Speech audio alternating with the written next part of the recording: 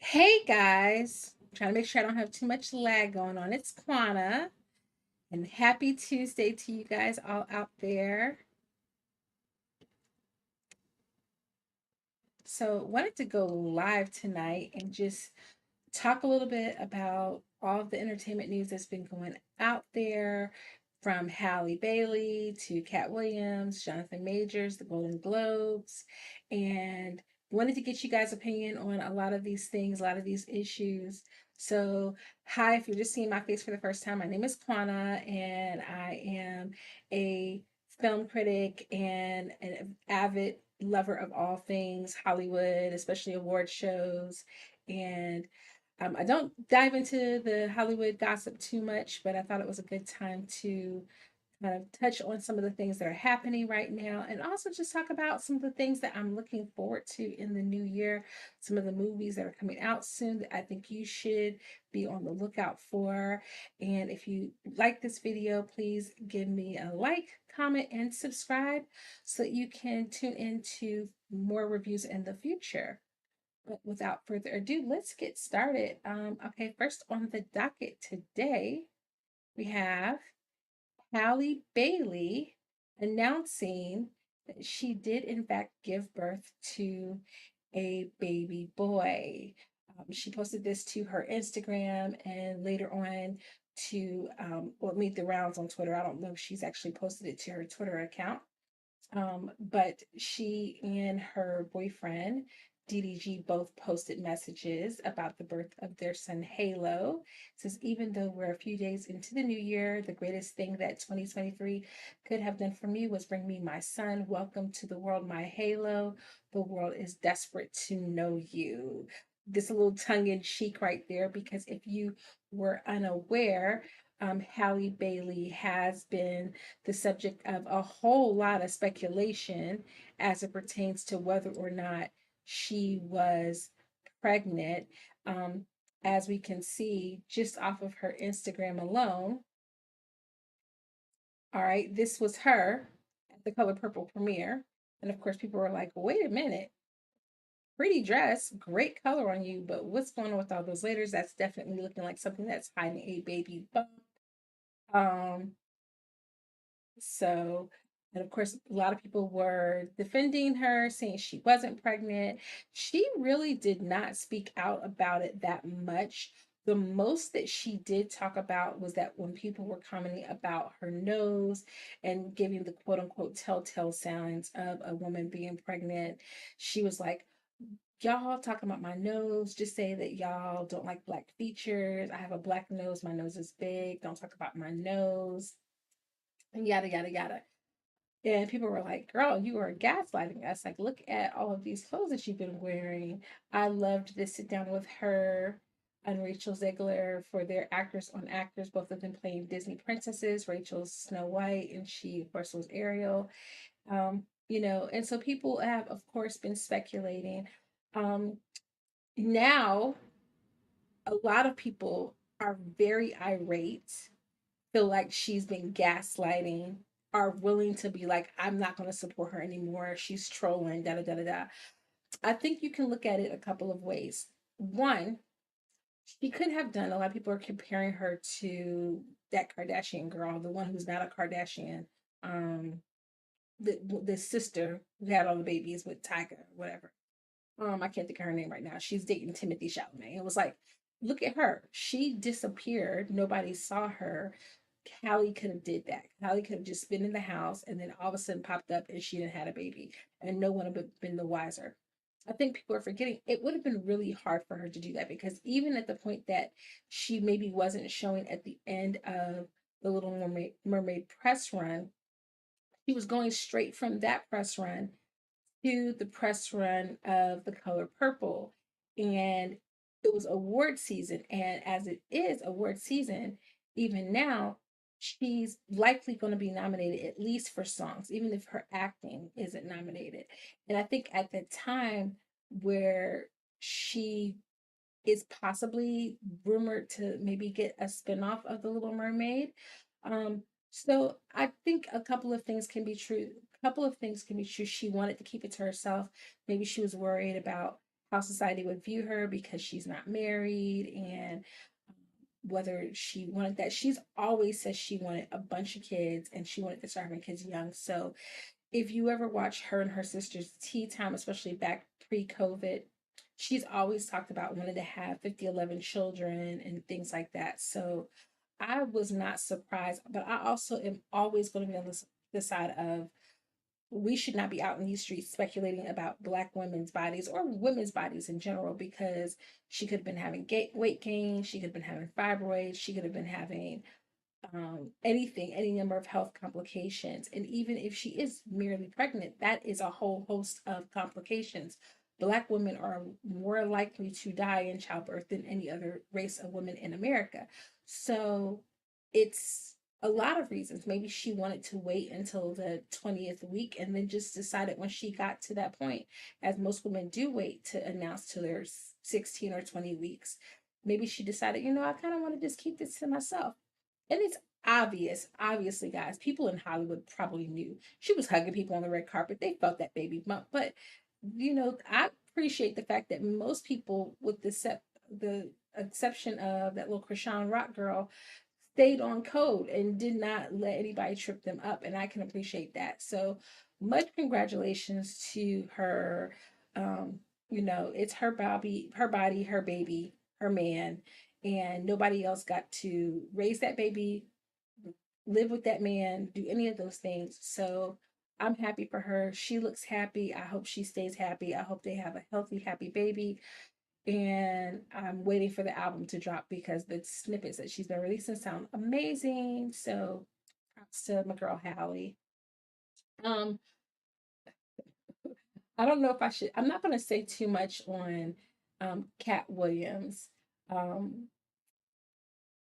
Let me switch for a second. I'm not going to say too much on Katt Williams. Um, if you have been living under a rock, of course, Katt Williams went on the Shannon Sharp podcast called Club Shay. First and foremost, can we just talk about the fact that the name is Club Shay? And what we have been saying for years is men are worse gossips than women. In a lot of occasions, they could be just as bad, if not worse. Club Shay Say sounds like some place that you go to kiki and gossip and laugh and talk junk. And that's what this was. This was a 2 hour and 46 minute complete gossip and roast session by Katt Williams. Now, I will say this: two things can be true. Was Katt Williams spitting some facts? Absolutely. We've been knew for years that Bernie Mac did not mess with them, the kings of comedy, especially Steve Harvey. We've been knew that. We've been knew that Steve moved a little ways interestingly, okay, with his family and everything, and it's his people. He got way more money. He outside of my tax bracket. I don't get robbed with rich people problems too much. So a lot of the things we've been known. We've been knew that Tiffany Haddish wasn't really that funny. Oh, I'm so sorry, sis. Like, we're in 2024, the days of just being a caricature and being made a joke, the butt of the joke. It's like somebody pulled to the side and be like, I think they're laughing at you, not with you. Um, so all of that stuff can be true. Could he have read 3,000 books a year when he was a kid? Now, listen, if he's reading picture books, if he's talking about the age when he was reading picture books, and those picture books are small, certainly he could have read 10, 10 books a year. What I would want to know is, was he just being dropped off at the library? Because I'm going to be honest with you, most elementary schools do not own 3,000 books that would have been accessible to him to read 3,000 books in 1 year. I have been in some high schools that did not have that many books. So I think there's a little hyperbole going on there. And if there is, that's okay. I'm pretty sure that Katt Williams is a very smart man. He talks about being a genius and having a high IQ. I'm not going to knock it. I ain't seen his IQ results. I ain't seen his Mensa application if he got in. That is awesome if he did. But it's comedy. It's comedy. It's the old uncle who just sits and talks smack on the porch while he playing dominoes. That's what it is. People are gonna, though they're gonna, because he was speaking truth to things that people want to believe, they're gonna ride this interview until the wheels fall off. I'm gonna tell you right now.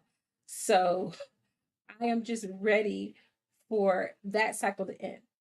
However, I don't think it's going to end because Katt is getting the last laugh yet again by bringing Kevin Hart's ex-wife Tori Hart on tour with him as the opening headline.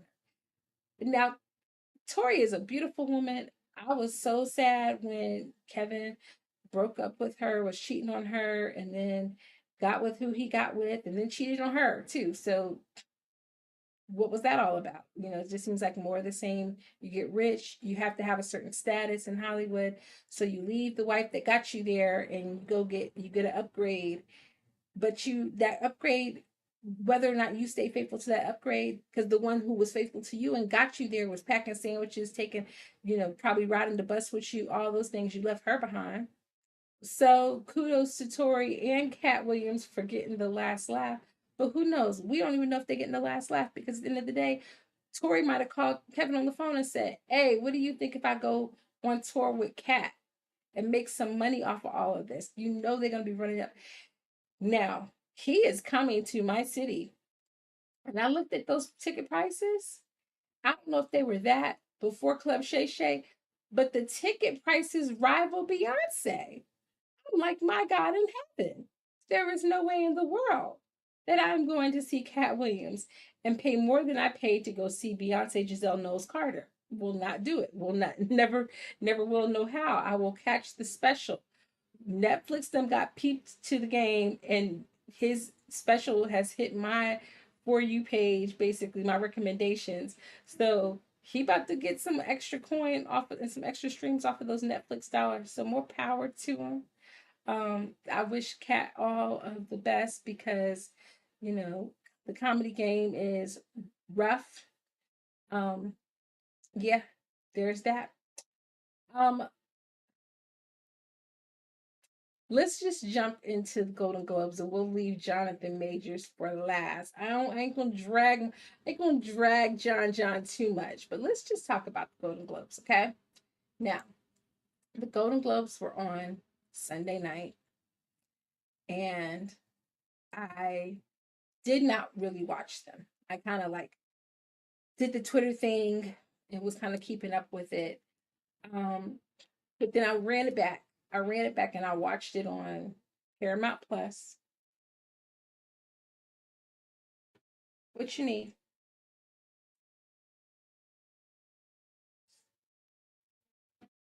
Okay, it's gonna cool down. Go lay down. I'll turn the AC some more. Okay, I'm doing it right now, and Daddy already did it. Yeah, but I'm gonna turn it down some more.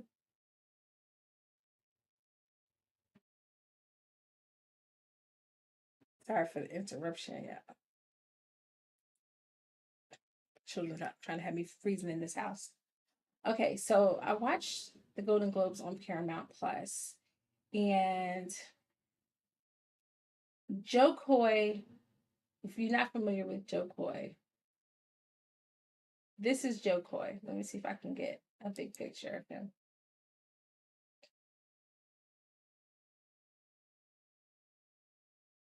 There we go. There's a big picture of JoKoy.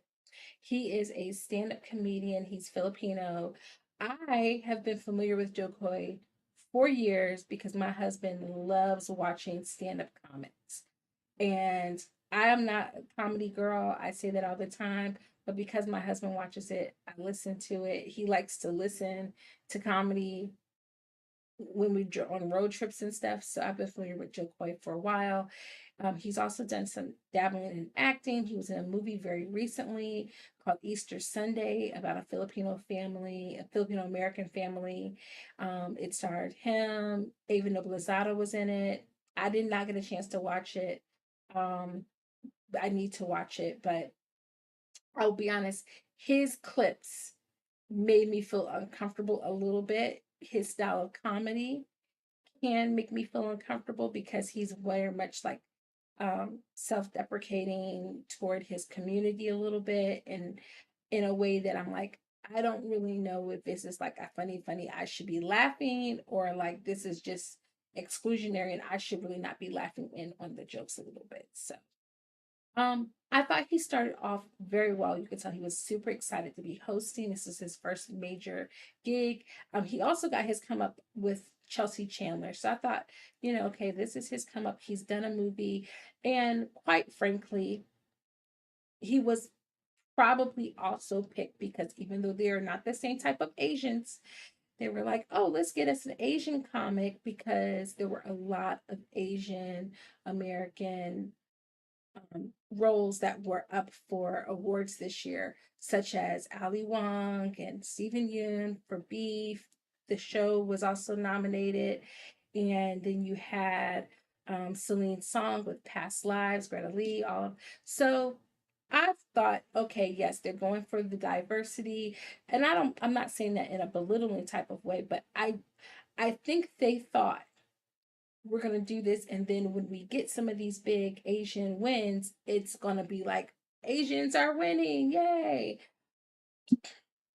And then you could really tell that in a post strike world where a lot of these actors really just wanted to be in the room, see their friends, mingle, get to meet their idols and things like that. They didn't want to be picked on or clowned at. And so there were a lot of jokes that he made that fell flat. The Taylor Swift joke. The Taylor Swift joke wasn't really that bad because if you do be watching some of them Kansas City Chiefs games, they do stay on her face. But likewise, they do that all the time. Like she goes to the Grammys, she don't even have to have an album out. They're gonna be staying watching her. She didn't even have any really awards out at the MTV Awards this year, and every single time the camera was not on Nicki or Cardi or somebody, it was on Taylor Swift. So wherever she goes, it's always going to be on her. I think that's what he was going for. And I think he was going for it in a more kind of like commiserating way. Like, we're not going to be hounding this girl all night long. We're going to look at her one time and then it's going to be gone. And I think maybe that was being played up. Maybe she was in on it. But what I think you can tell is the hosts who know these people and kind of give them a little wink, wink. I'm gonna make a little joke at your expense. I'm gonna get you in on it, and we're gonna do something here. He didn't do that, and the jokes just came off very misogynistic. The Barbie one with the big boobs. First of all, Barbie don't got big boobs no more. Let's just be honest. They just scale old girl's chesticles down a whole lot. Okay. But it was also the biggest, highest grossing movie of the year and had one of the most empowering and inspirational speeches of the year. So it just felt like, yeah, wrong place, wrong time. We're not just here like propping up the male dominated serious film of Oppenheimer and they're going to just kick down on Barbie, the woman led movie. And people just weren't here for it. And I thought that the star hosts in between like their skits were a lot better. Obviously this did feel very rushed. It did feel like they did not get a chance to have people rehearse as much because some of it felt a little stilted. I did not like Angela Bassett and Jared Leto's opener. That felt kind of wrong. The whole thing just felt like it was written by AI, to be honest with you. And the couple of skits that I thought were really, really good were the cast of the Spider-Verse. Theirs was good. Um, Audrey Day and John Baptiste, theirs was good because it felt authentic to them. Um, but yeah, so that part of the night was a whole hot mess. But let's talk about who won. Because if you missed it, your girl came through. Your girl came through with a video. And in case you missed it, I thought it was good. It's not maybe a run back. It's maybe not a run back video. I'm gonna be honest, but 2024 prediction video. Okay. And so let's just see if I was right. Now, I'm gonna start from the bottom. It's not the same order as I did, but I'm going to remind you of what I predicted. And you let me know in the comments who you wanted to win if your person did not win in that category. So cinematics box office achievement. Okay, Barbie. I don't even know why this category exists. Like, just go ahead and call it who made the most money. And then is there even a reason to have nominees? Just announce the category. And I think it's like People's Choice or somebody who does like basically where you vote, you could vote in people. It's no one person. There's like one award where it's like there's no nominees. You just vote in who you want to win, and then you just find out that night that they won.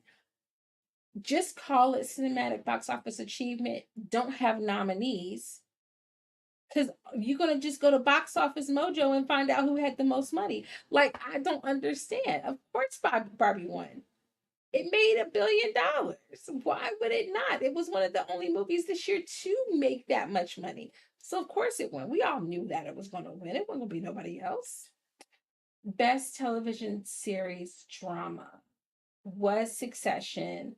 I think we all knew it was going to be Succession because it was the last season of Succession. It was going to win. There was no one else on this list that I thought was going to win. Best television series, musical or comedy. Now, I knew it was going to be The Bear. Some people might not have known. Some people might have thought it was going to be Abbott. I don't think it was going to be Abbott simply because Abbott will probably dominate more awards at the Emmys. But The Bear is that mix of comedy and drama that I think the Golden Globes really like, that elevated acting. Um, Now we could sit here and argue all day on whether or not it should be considered a comedy in the first place, but it's got laugh moments. Like, you be like, watch, go back and watch the first episode. You be laughing at cousin Richie. Come on, you laugh at that, but it skirts the line a little bit. But I knew that that was gonna win. So far, your girl is 3 for 3. Best television limited series, anthology series, or motion picture made for television was Beef. I knew it was going to be Beef. I did not finish watching Beef. I think I got to the second episode or the third episode, right around the time they played the song from my church. and, and this was when all of the um I can't think of that man's name, that podcast man who played the friend and who did like the artwork and whatnot. All the stuff dropped about him, telling the story about um, doing stuff to a black woman. And then he claimed that he was joking. And he just said that for jokes and the yada, yada, yada. And then they didn't really come out and condemn him. They just kind of said, they support, and they support victims. And it read like them daggone letters from the cast of the 70s show in support of Danny Masterson. And I was like, let me pray on it and come back to it later. I'll come back to it later. Now, in my heart, I'm not happy with my boy Steven. In my heart of hearts, I want Steven to do better. But I love Steven. I've been loving Steven since 2010, season 1 of The Walking Dead. We ride at dawn for Steven. I'm Ali Wong. She was good in this show, and what little bit of the show I saw, she was good. But I'm not really a fan of her stand up either. But I knew it was going to win because it literally everyone was saying it was the best thing. The only show that I thought could have maybe beat it was maybe Lessons in Chemistry, because that was the only one that felt like it had as much buzz. But yeah, so far 4 for 4. Best screenplay, y'all. I did not see this one coming. And I watched Anatomy of the Fall. If y'all want me to review Anatomy of the Fall, let me know, because I don't think it's gotten major wide release yet. But I did see the screener of it. It was good. It was okay. It was okay. I still don't know what happened. When you watch the movie, it's a mystery, and you're going to end. I'm going to just warn you. If you know that that gets on your nerves when you watch a mystery and you don't know what happened, I'm going to just warn you right now. You're going to be upset. But I'm going to be honest, I was a little shocked. I was a little shocked. I kind of thought it was going to be um like either Oppenheimer. The hard thing with the Golden Globes is that they don't have an adapted screenplay in a screenplay category, and the Oscars has an adapted screenplay and a regular and a original screenplay, and so they're not all clumped together, and it allows you to give enough credence to say this was adapted. So there was some source material out there, and it was then transformed into this, and we're going to give the accolades for that. Versus you came up with this off of your dome, and I think lumping them together like that, I should have realized that this was going to go this route, because it's always going to, you always kind of got to give credit to the thing that came off of somebody's dome. Like it came from just them, and they didn't have any source material. So, kudos to them. Best performance in a stand-up comedy on television. I didn't have a horse. I said I kind of like Trevor Noah. I don't really like none of these people. I'm gonna be honest with you, but I already told y'all I'm not a stand-up girly. Ricky Gervais won. I'm actually kind of shocked because the last couple of times Ricky hosted the Golden Globes or whatever, they were not happy with him. So I guess they had to prove they weren't salty. Best performance by a male actor in a television series drama. Did I say Mr. Culkin was going to get it? Yes, I did. I said Mr. Culkin was going to get it. I said it. I knew. I know my Culkin men, okay? The Culkins got acting down in the roots, and I knew he was going to win. And I love Pedro. I kind of thought maybe Brian Cox was going to win, but I knew it was going to be one of the Succession guys. I'm going to give myself half credit for that one, though. Y'all see what it is. Best performance by a male actor in a television series, musical, or comedy. Jeremy Allen White for The Bear. I was so hot, so happy, so happy. So where are we now? Wait a second. I gotta go back. So we at 1, 2, 3, 4.5, 5.5. I'm at 5.5 right now because I called it. If you are sleeping on The Bear, I'm gonna need you to go ahead, log into Hulu tonight and watch episode 1, and it will change your life. Question for you: if you are familiar with Jeremy Allen White, is he lip or is he Carmy or chef? Let me know in the comments who he is for you. Best performance by a male actor in the supporting role on television. Yeah, I didn't get this one.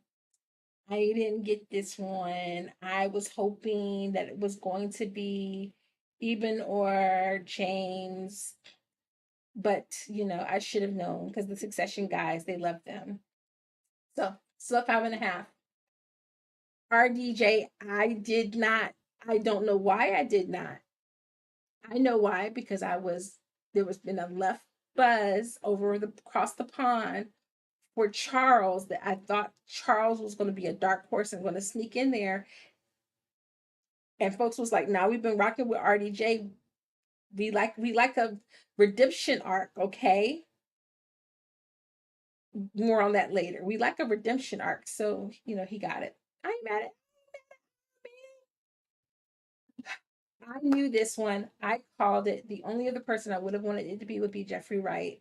Paul Giamatti was so good in the holdovers. I'm not even going to hold you. If you took a big old vat of Dead Poet Society and put it in a blender with Ed O'Neill and Dutch and stirred the pot, you're going to get Paul Giamatti in the holdovers. And it was good. It was so good. So we at 6.5 right now. Best performance by a male actor, motion picture drama. Killian, we knew it was going to be Killian. We're not going to hold you. We're at 7.5 right now. 7.5. Best performance by a male actor in a limited series, anthology series, motion picture made for television. We knew it was going to be Steven. Steven, not going to hold you. Y'all know how I feel. I love me some Steven.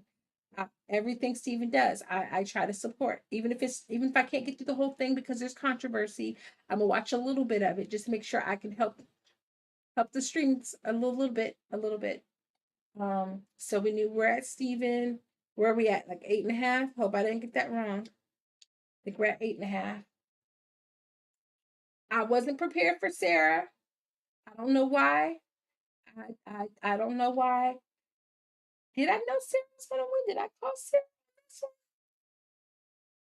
Who did I say was gonna win?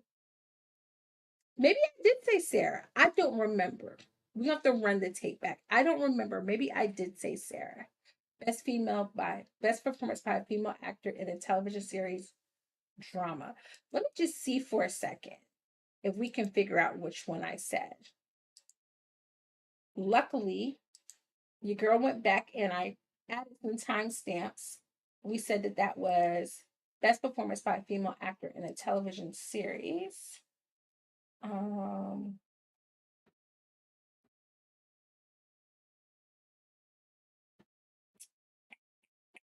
in a television series? Oh, I don't remember.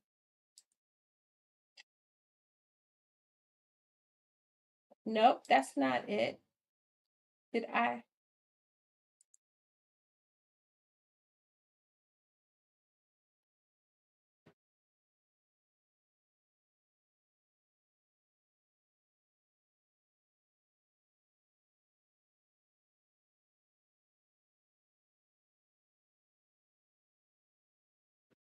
Okay, so yeah, so I was thinking it was going to be Emma just in case she didn't win for Poor Things. I was thinking they were going to get her there, but no.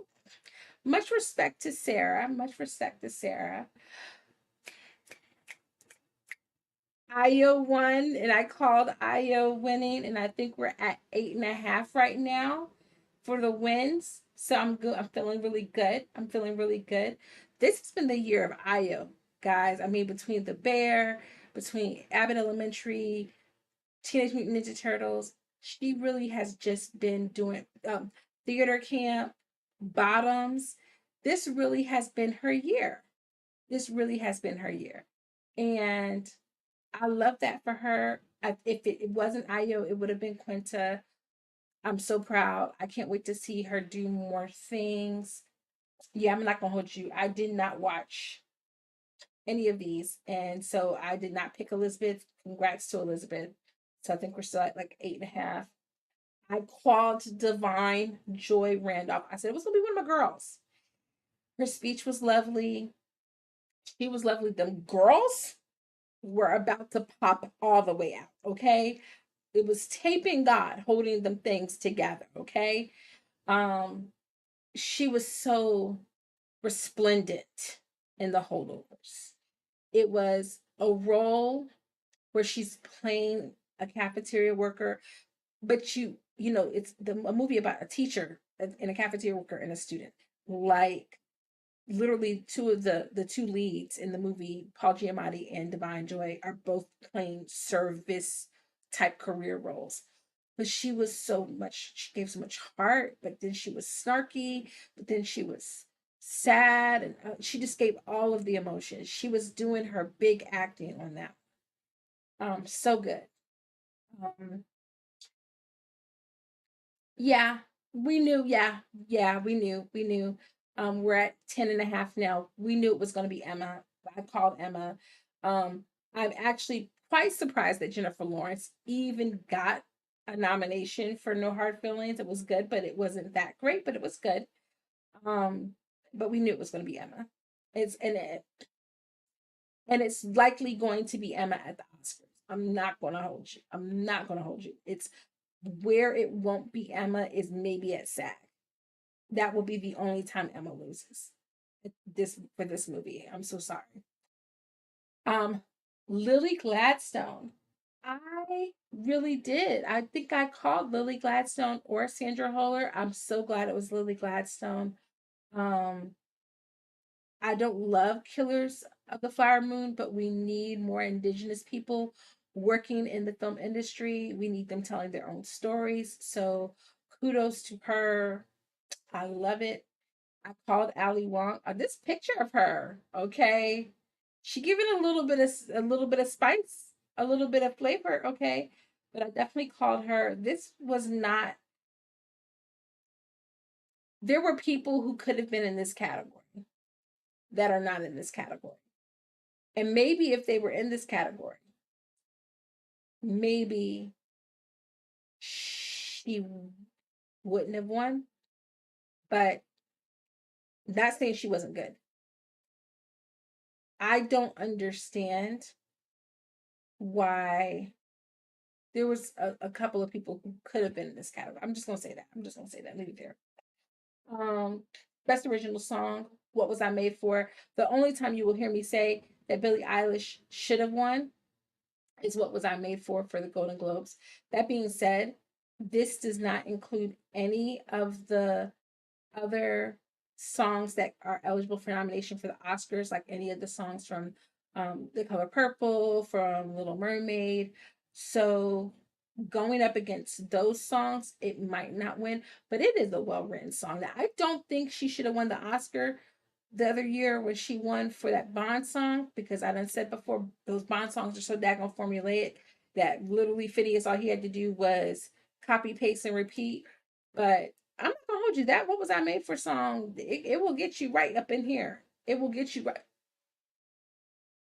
right there, and you'll be waterworks every time. I feel like we're at 10 and a half, maybe 11 and a half. We I said, could look again again, could look with again, and he won again. He won again. Um, the only person who could have really given him a run for his money was Daniel, but we knew he was gonna win.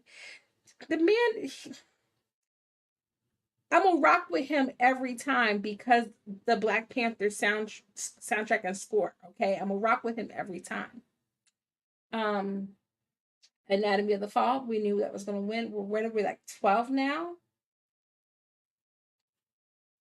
Did I know it was gonna be Poor Things? I think I did say Poor Things. I don't know. Let's go back. Let's run back the tape. Best comedy.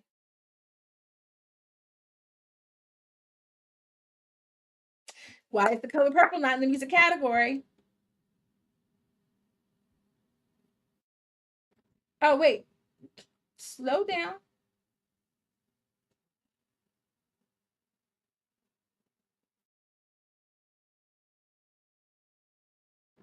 There we go. Here we go.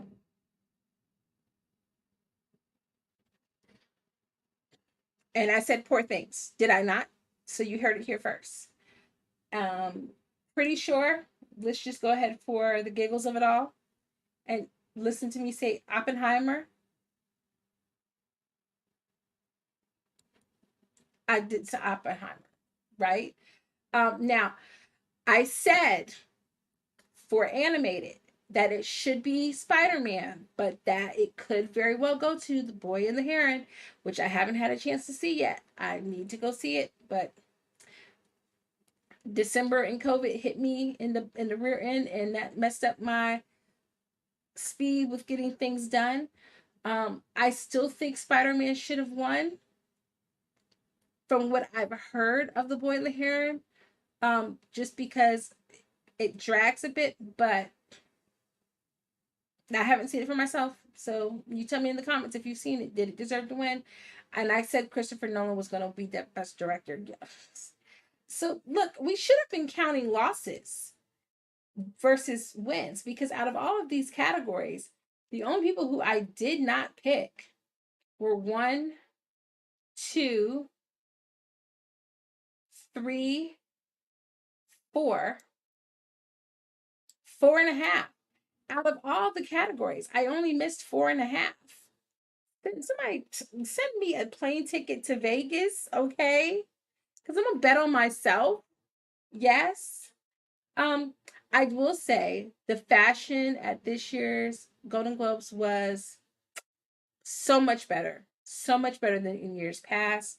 I think, I still say that I think these award shows are going to soon be a thing that will go fade out. Um, I think they're just there to build clout and almost like fundraising events for these organizations. I think that there's so many different awards and accolades now that film can get. Different states and different associations have their own awards. Um, and I think honestly, the Golden Globes is like film, Hollywood foreign press, and yet there's only one foreign film category. And it's television and it's movie together. And do we need that? I think the Oscars, Academy Awards, it's its own separate thing. There's a museum, there's history behind it, all those things. The Emmys, it's for television. It's its own. Dominique Fishback better win an Emmy for Swarm. I'm just saying.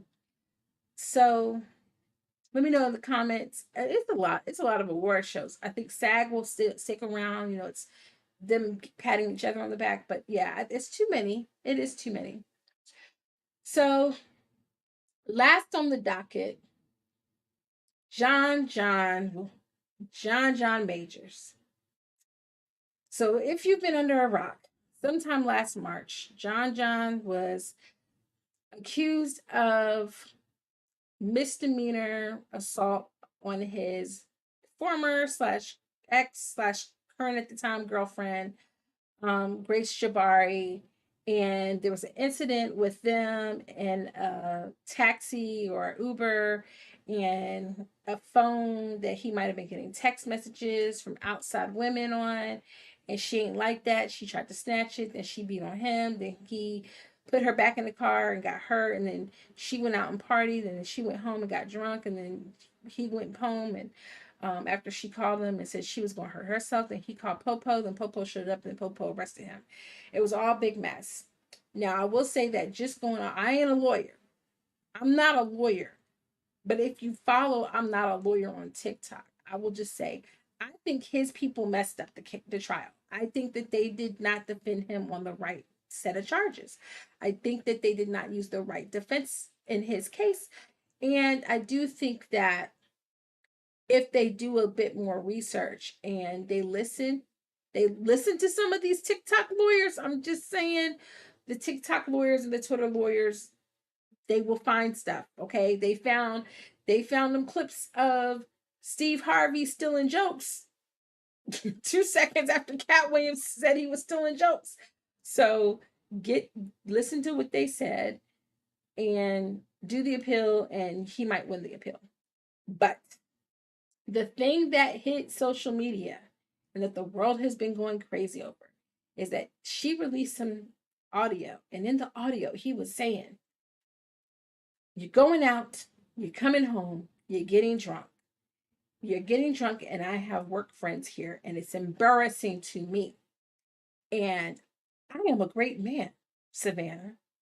And I'm a great man, and I need a Coretta. Do you know who Coretta was? She was the wife of Martin Luther King Jr., Dr. Martin Luther King Jr. And I need a Michelle Obama. Do you know who Michelle Obama is? It's not funny. It's actually quite sick that he would tell that Caucasian woman that she needed to be like Coretta and like Michelle. It shows his frame of reference. He did not have any Caucasian women who have stood beside their Black spouses and supported them, to name drop in his speech. And he could have simply said, I need you to be a strong, successful, modest, and conservative woman who's going to support me because I'm trying to take us here. It would have still been a little bit of an ick, but telling this white woman that she should have been Coretta is a bad look. And then he proceeded to go on Good Morning America or whichever one comes on ABC and do an interview. And there's a lot. There's a lot that can be unpacked in the interview. There's a lot of things. I just think if we sum up him and Grace Jabari, two people who should have been in therapy long before they ever got together. And I think the whole of the world would be better off if before you graduate from school, you are having some type of training on communication as it pertains to social interactions, friendships, and dating. Full stop. That's just what I think. I don't think that there's any, like, we don't learn those things except for what we see. And half of the population, if not more, is seeing that in toxic environments with their parents. Let's be for real. We know that their parents is having toxic relationships. They're learning the toxic relationships, and then we expect them to go out into the world and know that they're toxic, and they don't know that they're toxic. So I digress. He then proceeded to talk about his new boo, Megan Good, which I think we can all agree is likely a PR stunt. Megan Good got about a good 6 years on that man. I don't know if she wants to have children or not, but she is wasting her good years on this man who was coming out of a toxic situation. And if they were messing around before that, they ain't really said. But if this all happened after, fix it, Jesus. Fix it, Jesus. Okay. And he said, she is a good woman. And she has been sticking by me like a Coretta. Ah, Megan. Megan got divorced and then ended up with this. Mm-mm. I hope the new season of her show does very well. I'm sure lots of people will be watching. Bernice King, daughter of Coretta Scott King and Dr. Martin Luther King, said this: my mother wasn't a prop. She was a peace advocate before she met my father. She had a name before she married my daddy and was instrumental in him speaking out against the war. Please understand, my mama was a force. She wasn't no meek and mild woman off in the corner just standing by a good man. She had a voice. She was a force to be reckoned with, okay? Is what Bernice is saying. And she posted this picture of her mama looking. You know who could have played her mama? Now, I know Angela Bassett played her mama. Felicia Rashad. Now, she could play older Coretta. And as like a reflection, that would be an interesting, because I feel like there was, of course, um a movie that was like a TV movie, HBO or somebody, but that would be an interesting movie, wouldn't it? Felicia Rashad playing an older Coretta Scott King, and then she's looking back over her life and telling her life story and making it more about her accolades and not so, and raising her children in the wake of her husband, but not so much just around there. That would, somebody put a pin in that. Bernice said, "You're not about to play on my mama's name." Like, stop evoking my mama. And it's bad enough that people been saying Jonathan Majors was civil rights fine. I thought that Jonathan Majors was an attractive looking man before, despite what Katt Williams said about how Hollywood convinced people that this man was attractive. Since when has regular black men been attractive?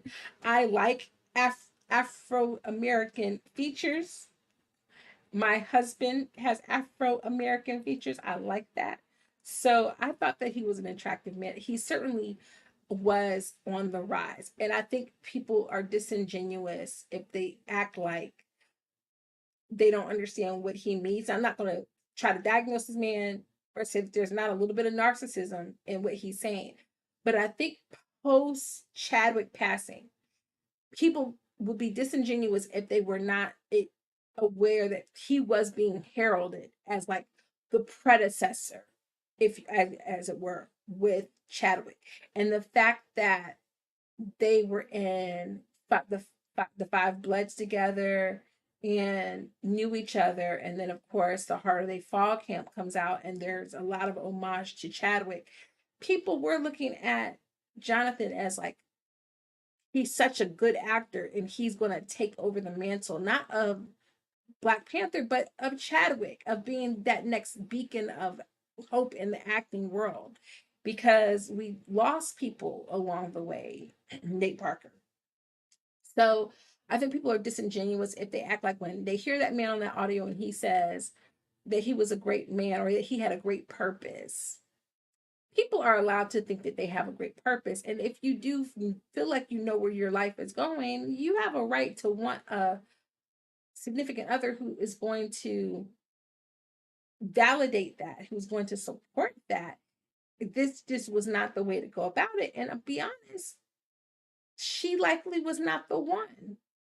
And people are going to have to really start, and this is why I think people need to have some kind of counseling. You have to really start interrogating your own taste, what you want in a significant other, because it's not the role of the other person to get you somewhere, but y'all have to have a common vision of where y'all going. Y'all, like, two people are boarding the train and they got tickets in hand, and if you those two people are not getting off on the same stop, then y'all might y'all might can sit together for a little while, but are they planning on getting off on different stops, or y'all going to the same stop? What are you doing? So you have a right to ask that, but certainly it's weird to be so fixated on Coretta. Um, I mean, dang, he could have mentioned Betty Shabazz. He could have mentioned uh, Alicia. No, not Alicia. What was that? Aisha Curry.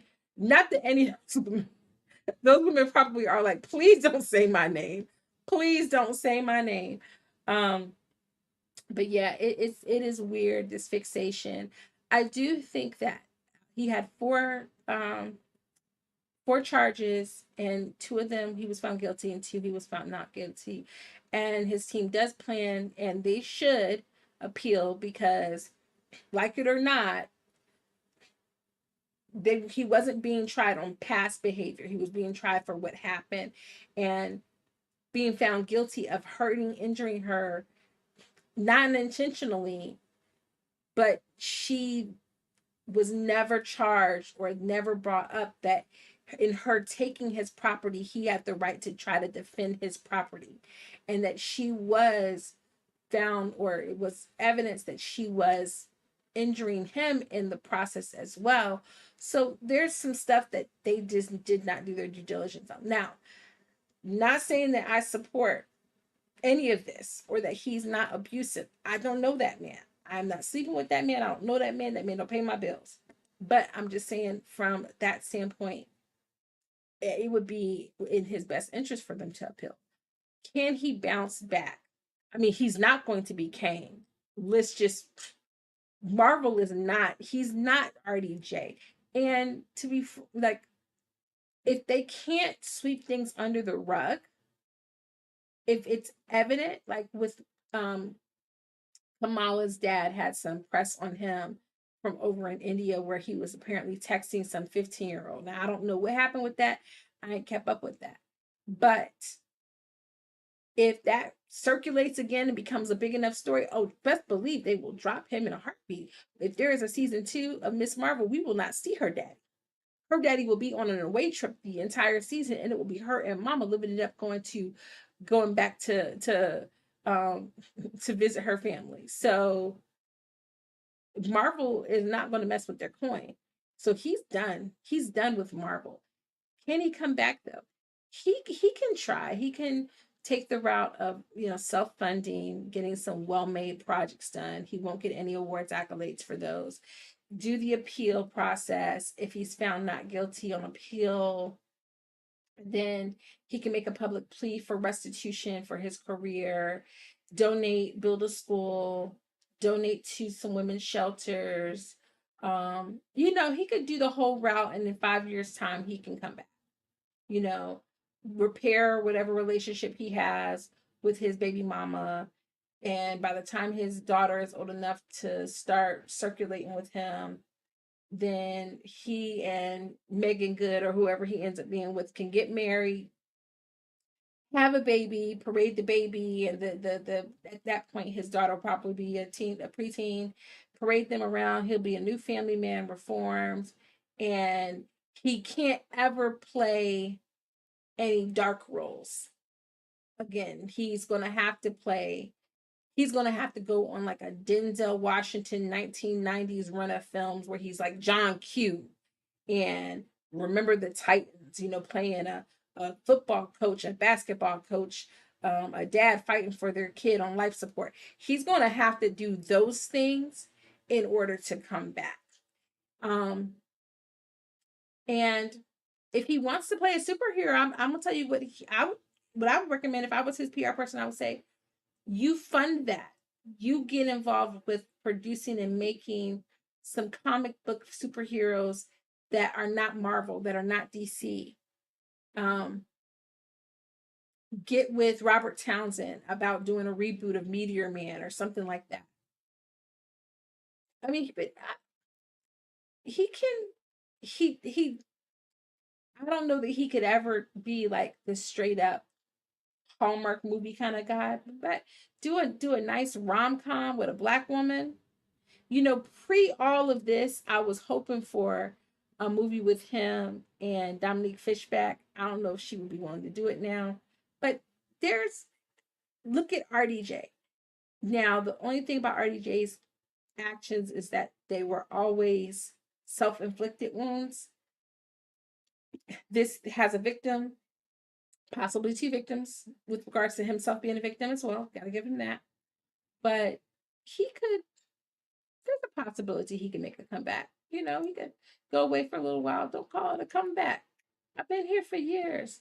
I mean, I hate to see, you know, a good man down.